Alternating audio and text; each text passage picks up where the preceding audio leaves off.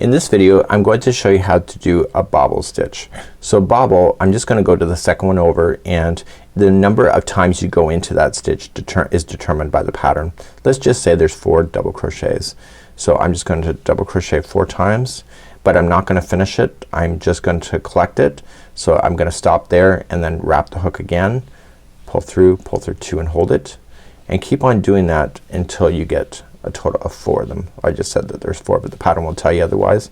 Most times I've seen 5. So once you have that all done, you're just gonna yarn over and pull through everything, and what that will do is it'll make the work pop out towards the back. So chain 1. Let's do the next one.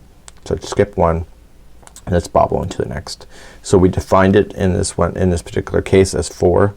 You don't want to finish it, so just stop early and keep doing it until you get a total of your 4 in. And once you get your 4, just yarning over, pulling it through all of them like that, and this would cause it to then bend towards the back, so the texture will be on the back side whenever you do bobble work, just like this.